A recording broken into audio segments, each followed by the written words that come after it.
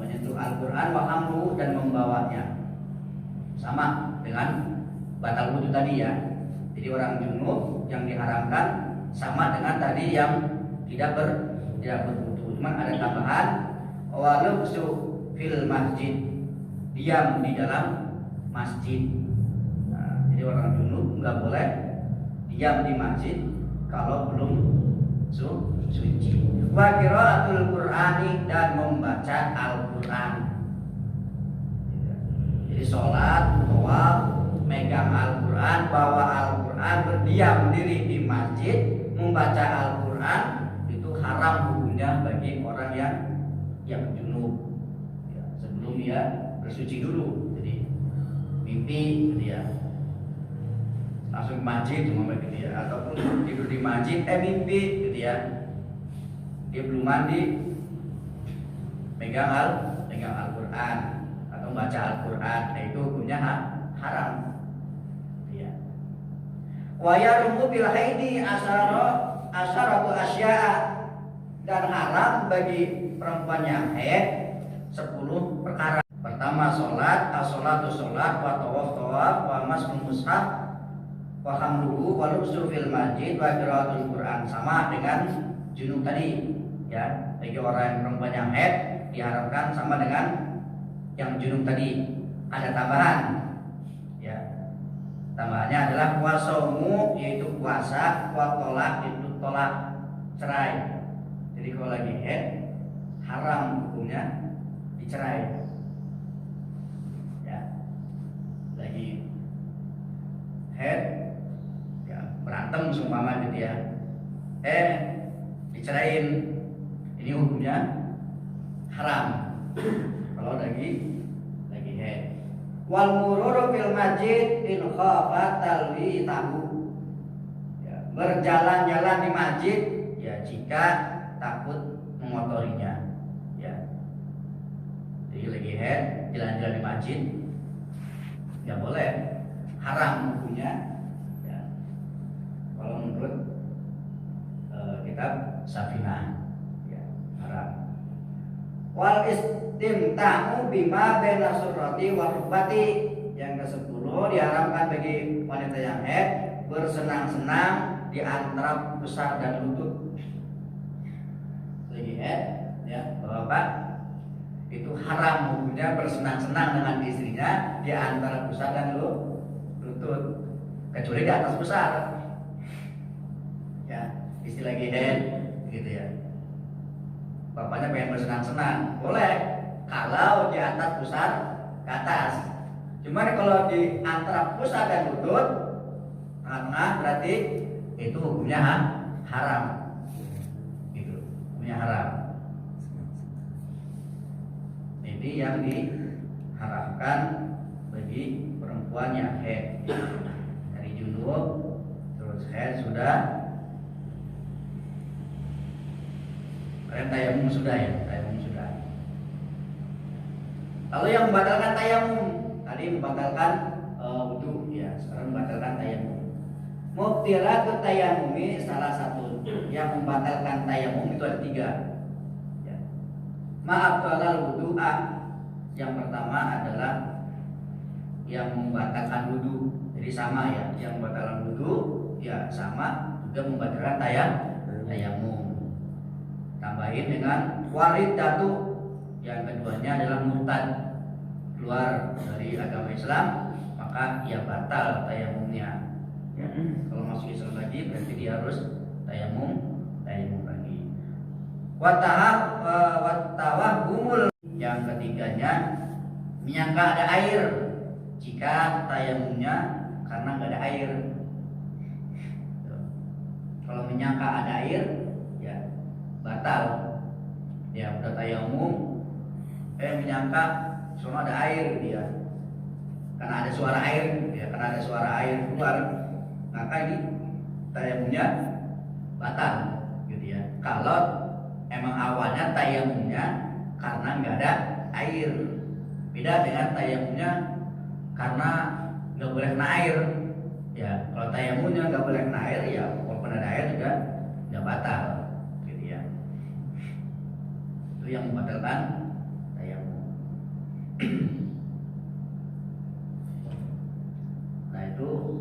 yang membatalkan wudu dan tayamum ya. Lanjut ke bab yang lain, faslun alladzi yaqulu minan najasati salah satun. Yang bisa suci ya dari yang najis itu ada 3. Ini udah beda pembahasan ya. Tadi tentang wudu, terus yang membatalkan wudu, terus tayamum yang membatalkan tayamum ya. Sekarang adalah tentang najis ya. Yang bisa suci karena najis itu ada 3. Yang pertama al-khamru idza takhalalat bi nafsiha. Arak apabila menjadi cuka bi nafsiha dengan sendirinya. Jadi arak yang haram gitu ya. Kalau haram itu dia najis. Dia bisa suci apabila arak itu berubah menjadi cuka dengan sendirinya. Ya. Kalau araknya itu berubah jadi cuka dengan sendirinya, maka si cuka ini menjadi tidak haram walaupun tadinya adalah dari arak gitu ya. Dari arak yang tadinya haram bisa menjadi suci dengan sebab tadi berubahnya adalah berubah dengan sendirinya tanpa ada tambahan apapun walaupun cuma sedikit. Mungkin ada tambahan air atau mungkin ada tambahan daun atau tambahan apapun, tidak ya. Kalau ada tambahan walaupun sedikit, maka tetap walaupun dia berubah menjadi cuka, itu khamr tetap menjadi haram dan najis ya, dan tetap menjadi najis. Kecuali kalau tadi perubahannya tanpa ada embel-embel yang lainnya ya, dengan sendirinya tanpa ada tambahan yang lain, yaitu yang najis menjadi suci. Yang kedua wajibul maitati idza tubiqa. Yang kedua yang bisa menjadi suci disamak ya, kulit kambing ya yang sudah mati asalnya adalah najis ya. Tapi kalau sudah disamak, dibersihkan ya, dicuci, udah nggak ada daging-dagingnya, tinggal kulitnya doang, bulu-bulunya udah hilang, ya, terus dijemur, dikeringkan, maka itu bisa menjadi suci. Gitu. Kalau disamak, tapi kalau didiamkan saja masih ada sisa-sisa daging, dia dijemur, kering. Nah ini masih dihukumi najis. Tapi kalau udah disamak, udah dibersihkan, udah dihilangkan inilah bumbunya, ya kering, maka itu bisa menjadi suci. Ya. Kulit, bangkai apabila disamak. Ya. Yang kedua. Yang ketiga yang bisa suci, yang awalnya najis, wa ma soro hayawanan, apa-apa yang menjadi hewan. Ya. Najis yang menjadi hewan itu jadi suci. Ya. Contoh bangkai. Bangkai nanti ada yang namanya belatung ya, belatung. Itu belatungnya kalau dipegang nggak najis, gitu ya, nggak najis. Ya, jadi dia berubah ya dari bangkai yang najis, dia berubah menjadi belatung, maka belatungnya ini tidak najis. Ini perubahan ya. Ini perubahan yang awalnya najis berubah menjadi tidak najis. Itu ada 3 tadi. Khamr kalau berubahnya dengan sendirinya, terus kulit bangkai apabila sudah disamak, dan apa-apa yang berubah menjadi hewan, gitu ya. Jadi hewan itu yang tidak hal-hal yang najis bisa menjadi suci. Anaja satu salah satu. Anaja satu salah satu. Najis itu terbagi menjadi 3. Yang pertama mughalladhatun, yang pertama adalah najis mughalladhat. Yang kedua wa mukhaffafatun, yaitu najis mukhaffaf. Wa mutawassitatun, yang ketiga adalah najis mutawassithah. Mughalladhat adalah najis yang berat, ya. Mukhaffafah adalah ringan, mutawassithah adalah najis sedang. Nanti ada bagaimana cara mensucikan ketiga najis ini. Ada cara-cara tersendiri ya. Al-mughalladhat, ya. Najis mughalladhah itu najasatul qalbi. Najis mughalladhah itu adalah najis kan kalbun ya, atau anjing dan babi dan keturunan dari salah satu dari keduanya tadi. Keturunannya, jadi keturunan anjing dan keturunan babi ya tetap dihukumi najis mughalladhah ya, najis yang besar. Nanti ada caranya bagaimana cara mensucikannya.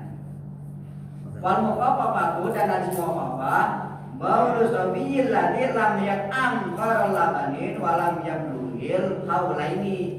Najis muqaffafah adalah kencingnya bayi yang belum makan apa-apa selain ASI dan belum sampai umur 2 tahun.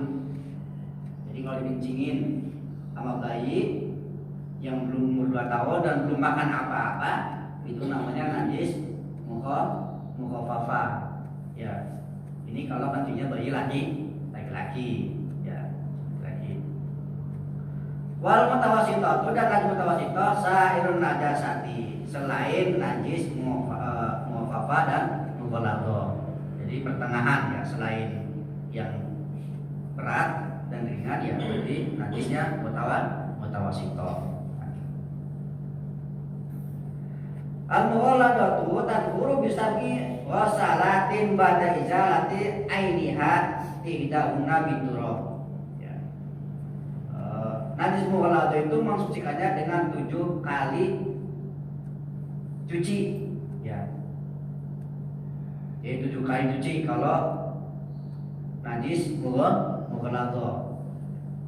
Izalati ainiha, menghilangkan zatnya, ihdahunna biturab, salah satunya itu dengan tanah.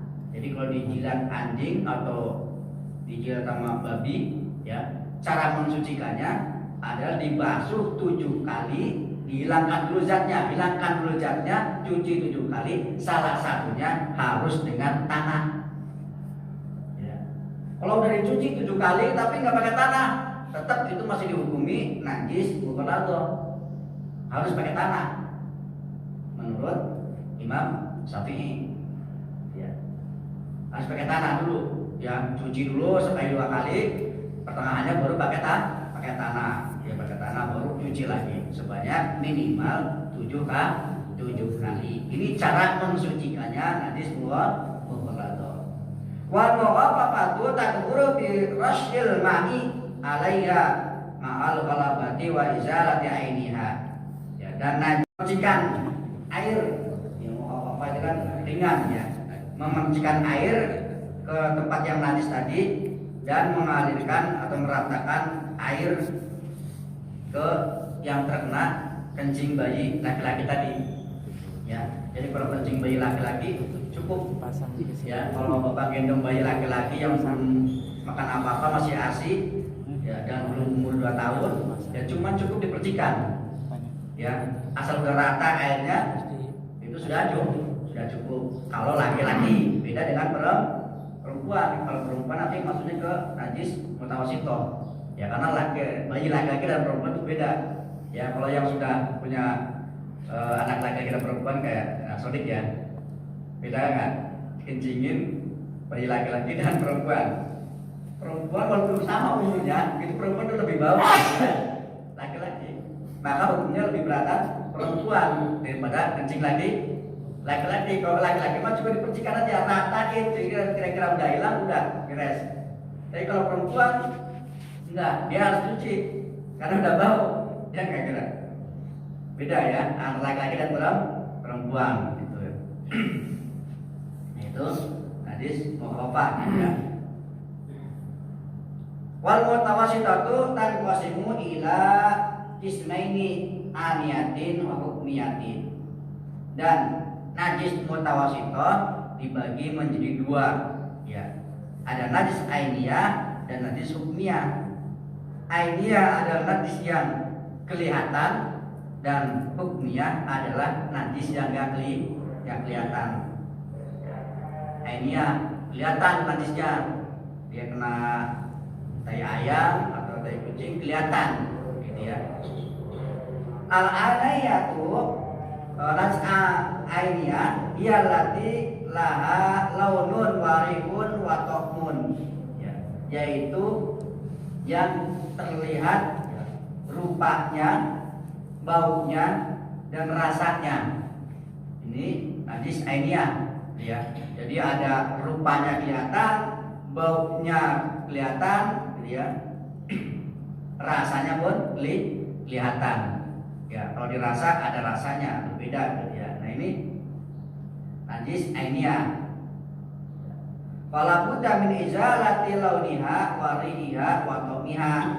Dan tidak boleh tidak kalau cara mensucikannya itu harus hilang tiga-tiganya, ya baunya, ya rasanya, dan warnanya harus hilang kalau mensucikan najis ainiyah gitu. Rupanya juga harus hilang. Kalau dijilat berarti rasanya juga harus udah seperti air biasa. Jadi ada air berapa gelas gitu ya, air 1 gelas. Kalau air kan ada air banyak, ada air sedikit. Kalau air sedikit dihukumin tetap najis. Terjatuhan sesuatu yang najis, kalau air kurang dari 2 gelas tetap dihukumin najis walaupun tidak ada perubahan. Kalau air yang lebih dari 2 gelas, ya kejatuhan najis, dilihat dulu 3 ini, baunya, rasanya, warnanya, ya. Kalau dia nggak ada baunya, nggak ada rasanya, itu nggak ada warnanya, nggak berubah, maka ini air dihukumin suci, mensucikan, ya. Tapi kalau air ini sudah berubah, maka ini menjadi najis. Kalau air yang lebih dari 2 gula, ya, lebih dari 2 gula itu ya kira-kira 270 liter lah. Kalau gampangnya mah kalau bak mah 70 cm, 70 cm, 70 cm, bawah 70 cm itu udah cukup 2 bulan. Makanya kalau bak itu harus minimal 70 cm biar enak mandinya. Ya, kalau mandi junub enak.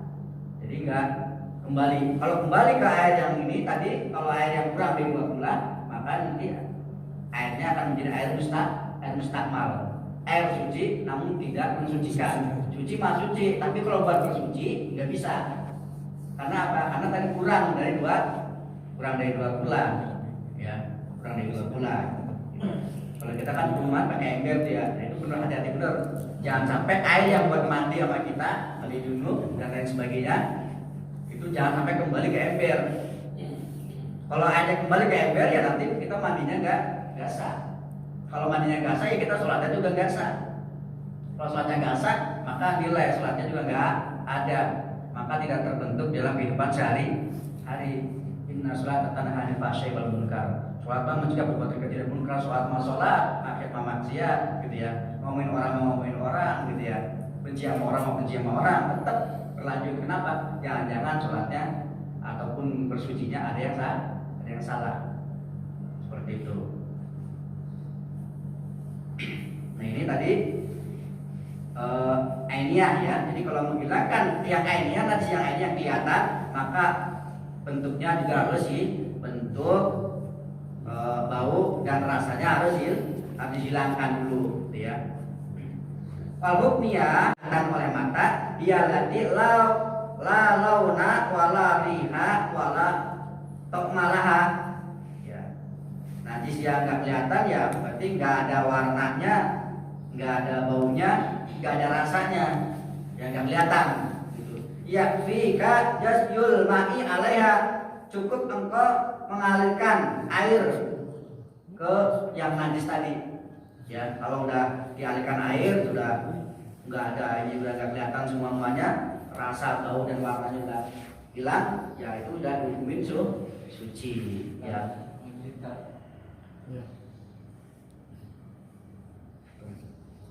Udah habis. Nah itu ya hal-hal yang berkaitan dengan najis ya. Dengan najis tadi, najis ada terbagi menjadi 3, ada najis mughalladhah, ada mutawasithah, ada mukhaffafah. Mughalladhah ada najis yang berat, cara menghilangkannya tadi, cara mensucikannya 7 kali cucian, yang 1 kalinya dengan dengan tanah. Kalau mutawasito itu dicuci, yang penting hilang rasa, bau dan warna hilang, sudah cukup. Kalau mukhafafah cukup dipercikan air, asal udah hilang semuanya, warna dan ininya hilang cukup. Ya, ya kalau contohnya tadi ya, kalau mukhafafah perhatikan kencing bayi laki-laki, mutawasito kencing bayi perempuan, gitu ya. Jadi harus cuci itu. Kalau yang perempuan dicuci, kalau laki-laki mah cukup dipercikan. Ini cara mensucikan yang ketiga, 3 najis tadi ya. Habis tuh tentang najis. Selanjutnya adalah fasdun aqalul haid, berkaitan dengan haid ya, sedikit-sedikitnya haid. Ini di lain hari aja Pak ya. Kalau ada waktu insyaallah kita akan lanjut ke tentang haid. Salam, mudah-mudahan bermanfaat. Kurang lebihnya mohon maaf. Assalamualaikum warahmatullahi wabarakatuh.